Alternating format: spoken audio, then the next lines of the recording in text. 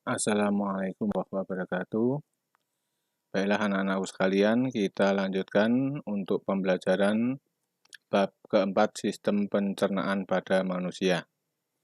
Kita sudah sampai ke pertemuan kedua. Kemudian kemarin kita sudah membahas tentang makanan-makanan yang berguna bagi manusia. Sekarang kita lanjut pada organ sistem pencernaan manusia. Sebelumnya kita kenali dulu bahwa pencernaan manusia itu dibagi menjadi dua, yaitu pencernaan mekanis, yaitu mengubah dari yang berukuran besar menjadi berukuran kecil. Kemudian yang kedua adalah pencernaan kimiawi, yaitu untuk melarutkan zat-zat yang mudah atau yang dapat atau mudah diserap oleh tubuh manusia. Jadi, zat-zat yang tadinya sudah dicerna secara mekanis berukuran kecil, kemudian dilarutkan lagi agar bisa diserap oleh tubuh manusia. Dalam hal ini nanti yang menyerap adalah usus halus. Organ pencernaan utama pada manusia A, B, C, D, E, F sampai dengan G. Jadi ini terdiri dari mulut, kerongkongan, lambung, usus besar, usus halus, rektum, dan anus. Kita pelajari satu persatu mulai dari yang A yaitu mulut. Mulut ini adalah organ pencernaan yang pertama mendapatkan makanan. Yang paling luar berupa bibir, terdiri dari bibir atas dan bawah. Di dalam terdapat gigi. Gigi menancap pada gusi. Gigi terdiri dari gigi seri yang berjumlah 4 di bawah dan atas juga 4, berarti 8. Gigi taring ada 1 di kiri kanan atas bawah sehingga ada 4. Dari 4 dan 8 sama dengan 12. Kemudian gigi geraham masing-masing kiri kanan atas bawah 5, jadi jumlahnya 20. 20 dan 12 maka jumlah semua gigi adalah 32. Kemudian di dalamnya lagi terdapat langit-langit atas dan lidah, serta di bagian belakang terdapat nula. Nah, lidah sendiri bisa menghasilkan kelenjar atau memiliki kelenjar air liur atau saliva yang menghasilkan air liur yang mengandung mukosa atau lendir yang berfungsi sebagai antibakteri. Kemudian enzim amilase atau ptialin yang memecah molekul amilum menjadi molekul maltosa. Jadi ludah itu menghasilkan atau mengandung mukosa untuk antibakteri dan enzim amilase atau ptialin untuk memecah amilum. Kemudian makanan yang sudah diproses, dikunyah, dan dicampur dengan ludah di dalam mulut itu disebut dengan bolus.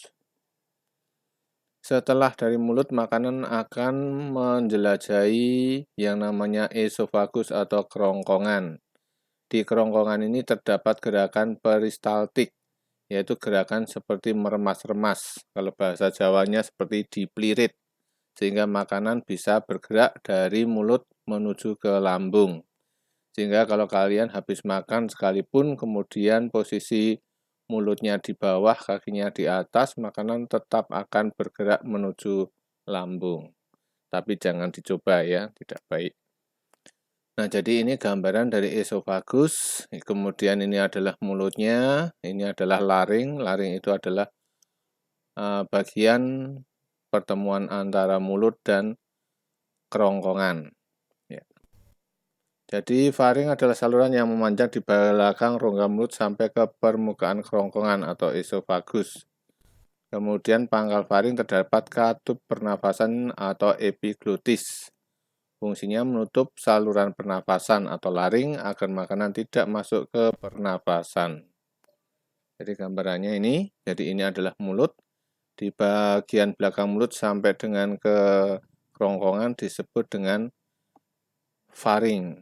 Kemudian bagian ini yang di depan, ini adalah trakea atau tenggorokan, adalah saluran udara yang menuju ke paru-paru. Sementara di belakangnya ini adalah kerongkongan. tempat jalannya makanan.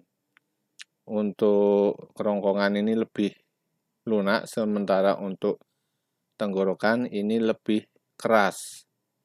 Jadi seperti pembungkus selang kompor gas, itu kan ada yang dibungkus dengan seperti seng, nah itu bentuknya kurang lebih seperti itu untuk tenggorokan. Sementara kerongkongan ada di belakangnya lebih lunak karena harus bergerak, harus melakukan gerak peristaltis untuk menggerakkan makanan. Kemudian untuk laring ini di dalamnya terdapat supraglotis, vocal cord atau pita suara, glotis, dan subglotis. Ini nanti kita pelajari pada pernafasan mestinya. Tetapi yang perlu kalian pahami adalah pada bagian epiglotis ini adalah katup yang fungsinya bisa menutup dan membuka. Sehingga kalau ada kita bernafas dengan mulut maupun dengan hidung, maka ini akan terbuka sehingga udara akan masuk ke tenggorokan. Sementara kalau kita makan, maka nanti epiglotis akan menutup, makanannya akan lewat kerongkongan. Sehingga tidak dianjurkan kita makan sambil berbicara karena bisa jadi epiglotisnya terlambat menutup dan makanan masuk ke tenggorokan sehingga bisa menyebabkan tersedak. Proses membuka menutupnya dapat dilihat pada animasi berikut ini. Ini makanan, kemudian ini epiglotisnya akan menutup saluran pernafasan. Berikutnya adalah lambung. Lambung ini di bagian perut di bawah diafragma. Ya. Jadi ini adalah lambungnya, ini rongga lambung, di ujung lambung terdapat katup sfinkter. Kemudian dari lambung nanti akan diteruskan ke usus 12 jari. Pada lambung terjadi pencernaan mekanis dan kimiawi. Karena mekanisnya itu adalah lambung itu juga bergerak meremas-remas. Sehingga ukuran yang masih besar makanannya bisa menjadi lebih kecil. Kemudian untuk kimiawi, lambung menghasilkan getah lambung. Getah lambung itu terdiri dari asam klorida atau HCl yang menjadikan ruangan dalam lambung bersifat asam atau pH-nya antara 1 sampai 3. Ini adalah asam yang sangat kuat. Fungsinya adalah untuk membunuh kuman yang masuk bersama makanan. Jadi sebagian besar kuman kalau masuk bersama makanan akan dimatikan oleh asam lambung. Tetapi ada juga yang tetap bisa bertahan dan tidak mati oleh asam lambung. Kemudian enzim pepsin, ini untuk memecah protein menjadi pepton. Kemudian enzim renin, ini akan mengendapkan protein yang terdapat dalam susu. Setelah 2-4 jam di dalam lambung, bolus akan menjadi bahan kekuningan yang disebut kimus atau bubur usus. Kimus ini akan masuk sedikit demi sedikit ke usus 12 jari yang diatur dan dibantu oleh sfinkter. Jadi ini proses keluarnya makanan yang disebut dengan kimus dari lambung menuju usus 12 jari. Diatur oleh sfinkter. Berikutnya usus halus. Usus halus ini adalah usus yang paling panjang di dalam pencernaan manusia. Panjangnya adalah 8,25 meter. Jadi hampir selebar kelas kalian. Terdiri dari usus 12 jari atau duodenum panjangnya 1/4 meter. Kemudian usus tengah atau jejunum panjangnya 7 meter. Dan usus penyerapan atau ileum panjangnya 1 meter. Di dalam usus halus hanya terjadi pencernaan secara kimiawi. Pada duodenum atau pada usus 12 jari terdapat saluran yang terhubung atau saluran yang menghubung ke duodenum, yaitu yang pertama saluran yang berasal dari kantong empedu dan yang kedua saluran yang berasal dari pankreas. Dari kantong empedu nanti akan mengeluarkan getah empedu dari hati. Jadi hati itu nanti akan menghasilkan getah yang masuk ke kantung empedu. Dari kantung empedu nanti akan dikeluarkan melalui saluran empedu menuju ke duodenum atau usus 12 jari. Fungsinya adalah mengemulsi lemak agar lemak larut dalam air. Sedangkan pankreas menghasilkan enzim lipase, amilase, dan tripsin.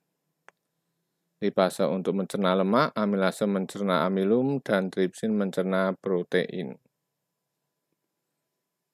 Nah, ini adalah gambaran usus halus, ya.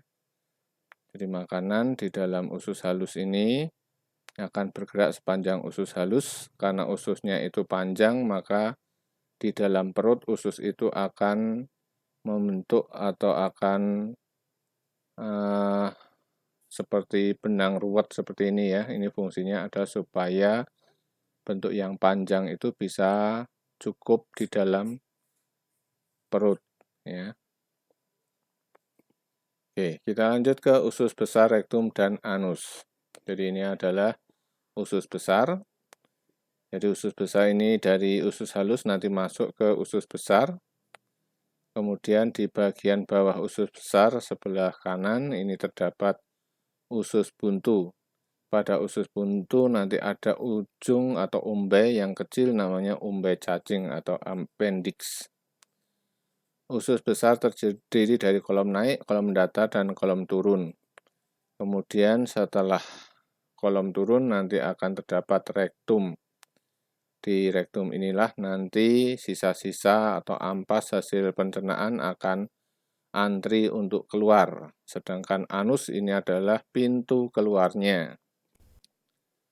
Usus besar atau kolon memiliki panjang kurang lebih 1 meter, terdiri atas kolon ascendens atau naik, transversum atau mendatar, dan descendens atau menurun.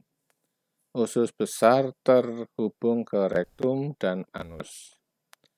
Di antara usus halus dan usus besar terdapat usus buntu atau cecum. Ujung cecum terdapat tonjolan kecil yang disebut umbai cacing atau appendix yang berisi massa sel darah putih yang berperan dalam imunitas.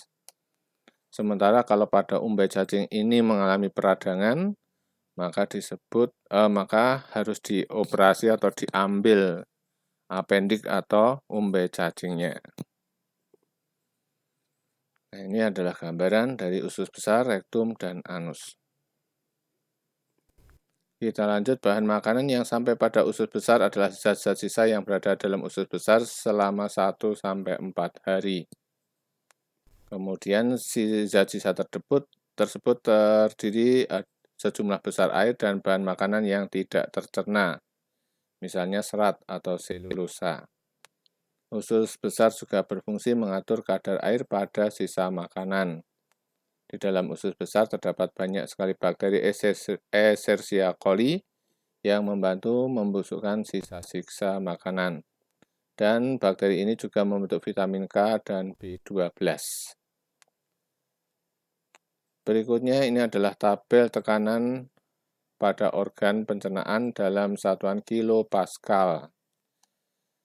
Dapat dilihat di sini bahwa tekanan paling kecil itu ada di esofagus atau kerongkongan dan lambung. Tekanannya hanya setengah kilopascal. Kemudian semakin ke bawah tekanannya semakin besar. Ya, jadi di usus itu 1,5 sampai 2. Kemudian di rektum menjadi 3 dan di anus tekanannya paling besar.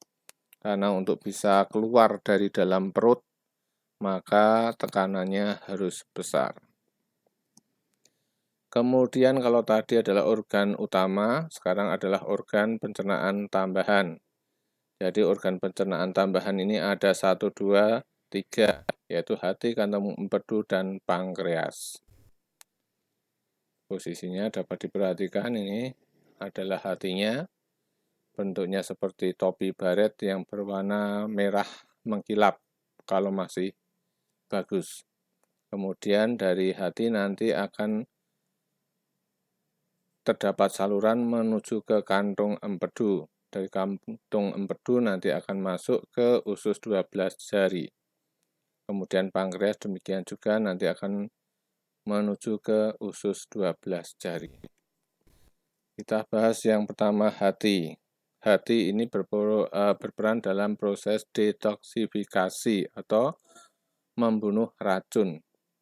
Jadi kalau ada zat berbahaya di dalam darah yang bersifat racun, maka hati akan menetralisir sehingga tidak berbahaya bagi tubuh. Hati menyimpan zat besi, vitamin, dan yang diambil dari darah. Jadi kalau ada kelebihan zat besi, vitamin A, D, E, K, dan B12, maka akan disimpan di dalam hati. Kemudian berperan menjaga keseimbangan kadar gula darah atau glukosa. Kemudian mengatur kadar kolesterol dalam darah. Jadi selain menjaga glukosa juga kolesterol. Sel-sel hati mengeluarkan getah yang mengandung kolesterol, asam folik, garam empedu, lesitin, bilirubin, dan elektrolit. Bilirubin ini adalah zat yang berwarna hijau, sehingga nanti keluar dari hati masuk ke kantong empedu, empedu itu warnanya hijau. Getah ini disebut dengan getah empedu. Jadi getah yang dihasilkan hati namanya getah empedu dan nanti akan ditampung di dalam kantung empedu. Dan kantung empedu ini letaknya tepat di bawah hati. Jadi ini untuk makhluk hidup hampir sebagian besar memiliki empedu. Kalau kalian mau menyembelih ayam atau ikan itu pasti ada bagian yang berwarna hijau. Nah itulah yang namanya kantong empedu. Kalau pecah akan menghasilkan cairan atau mengeluarkan cairan berwarna hijau yang disebut dengan getah empedu. Kantong ini menyimpan getah empedu yang dihasilkan oleh hati, berwarna kuning kehijauan karena mengandung pigmen bilirubin. Bilirubin merupakan pigmen yang terbentuk dari pemecahan hemoglobin atau sel darah merah. Getah empedu ini nanti akan dikeluarkan ke usus halus dan berperan dalam mengemulsi atau memecah lemak. Kemudian yang terakhir adalah pankreas. Nah, pankreas ini menghasilkan cairan pankreas yang masuk ke dalam usus halus melalui saluran pankreas. Bentuknya seperti jagung berwarna kuning, ini adalah pankreasnya. Getah pankreas mengandung sodium bikarbonat NaHCO3 dan enzim pencernaan yang berperan dalam pemecahan karbohidrat, protein, dan lemak. Juga menghasilkan hormon insulin yang mengatur pengubahan glukosa dalam darah menjadi glukogen yang disimpan di dalam hati. Jadi, hormon insulin ini dihasilkan oleh pankreas. Biasanya kalau seorang itu mengalami gangguan produksi hormon insulin, maka pengubahan glukosa darah menjadi terganggu dan orang tersebut akan menderita penyakit gula atau diabetes. Ya, jadi hormon insulin ini mengontrol keseimbangan jumlah glukosa atau gula di dalam darah. Selanjutnya gangguan sistem pencernaan dan upaya mencegah atau menanggulanginya. Gangguan-gangguan yang berkaitan dengan sistem pencernaan ada 8, mulai obesitas sampai dengan kekurangan mineral. Kita bahas satu persatu. Yang pertama adalah obesitas atau kegemukan, yaitu kondisi tubuh yang memiliki kandungan lemak berlebih sehingga menimbulkan efek negatif. Jadi orang-orang yang gemuk itu karena lemaknya terlalu banyak atau berlebih. Obesitas meningkatkan risiko penyakit jantung. Jadi orang-orang yang gemuk itu jantung akan memompa darah lebih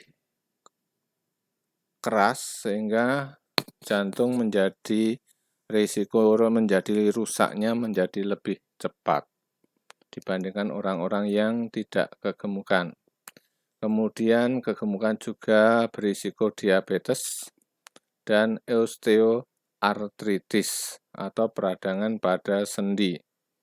Jadi orang-orang yang gemuk terlalu berat itu sendi-sendi itu akan terutama pada kaki akan menahan beban tubuh sehingga pada sendi akan menyebabkan peradangan atau osteoartritis.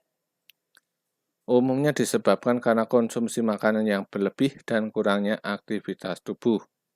Bisa juga karena keturunan melalui pewarisan gen atau akibat konsumsi obat tertentu. Jadi kalau tidak ingin mengalami obesitas, maka harus bisa menjaga agar makanan tidak berlebih dan juga aktivitas tubuh itu harus digunakan untuk aktivitas yang cukup, jangan hanya untuk santai-santai tidur-tiduran seharian sehingga kekurangan aktivitas sehingga akan menyebabkan kegemukan. Yang kedua, karies gigi atau gigi yang berlubang disebabkan infeksi bakteri yang merusak lapisan gigi sehingga merusak struktur gigi. Jadi ini contoh dari karies gigi, giginya sudah berlubang-lubang. Kemudian penyebabnya adalah kurang menjaga kebersihan mulut. Upaya untuk mencegah, yang pertama menyikat gigi minimal 2 kali sehari. Yang kedua membersihkan gigi dengan benang gigi. Yang ketiga obat kumur atau berkumur dengan larutan garam dan air hangat. Jadi kalau tidak bisa membeli obat kumur, kalian bisa membuat larutan garam dan air hangat untuk membersihkan gigi. Kemudian mengurangi makanan yang manis-manis seperti permen serta minuman-minuman bersoda.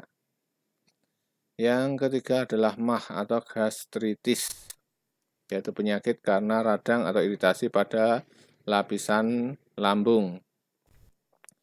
Jadi dinding lambung bagian dalam kalau mengalami luka, kemudian terkena asam lambung akan menghasilkan rasa yang sakit. Kemudian MAH dapat dicegah dengan cara makan teratur dan secukupnya. Jadi MAH ini juga bisa diakibatkan karena makan tidak teratur, sehingga asam lambung merusak dinding lambung. Dapat mengakibatkan iritasi dan menyebabkan rasa sakit. Kemudian upaya mencegah yang kedua, cuci tangan sebelum makan, menghindari makanan yang memicu produksi asam berlebih, seperti makanan-makanan yang asam, makan pedas, dan kopi. Kemudian menghindari stres yang berlebihan. Jika karena infeksi Helicobacter pylori, diobati dengan antibiotik. Yang keempat adalah hepatitis, merupakan penyakit peradangan pada hati. Jadi hati yang normal, yang sehat itu berwarna merah tua dan mengkilap. Kalau sudah terserang maka akan terdapat guratan-guratan di hati. Ini yang terkena hepatitis.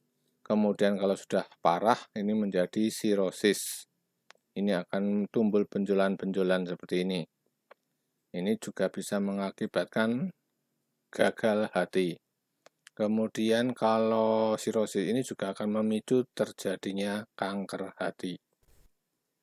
Kemudian hepatitis dapat menyebabkan jaundice atau menguningnya kulit dan mata.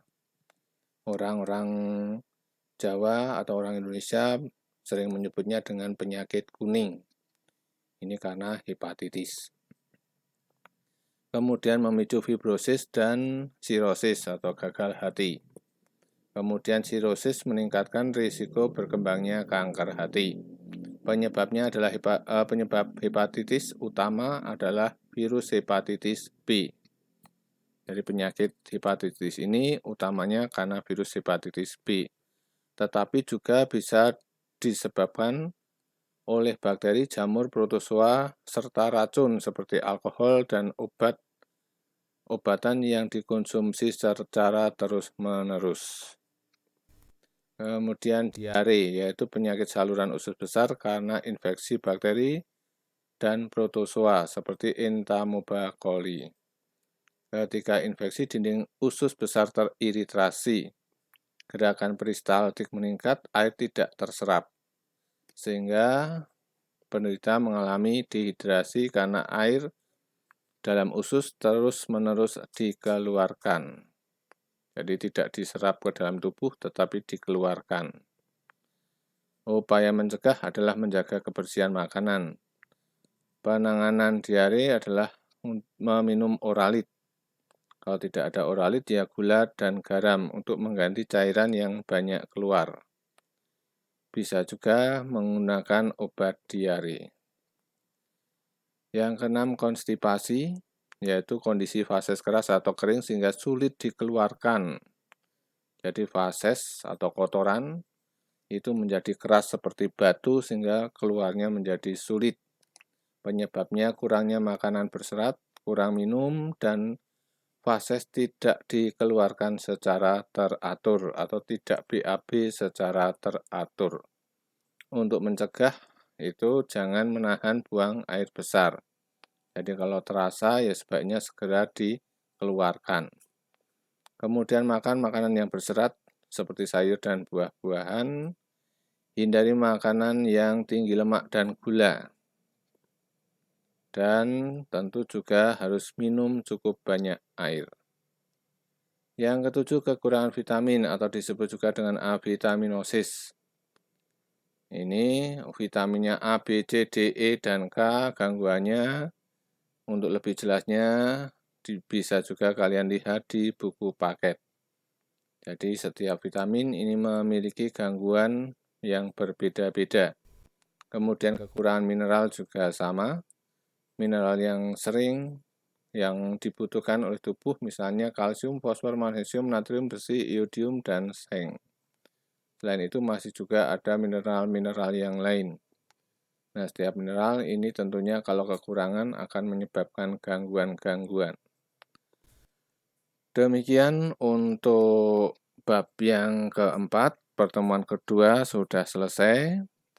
Jangan lupa absen dengan menulis nama, nomor, dan kelas buat ringkasan di buku catatan kalian. Siap-siap untuk penilaian harian dan juga nanti untuk tugas keterampilan juga jangan lupa untuk dibuat. Demikian kita bertemu lagi nanti pada bab yang ke-5. Assalamualaikum warahmatullahi wabarakatuh.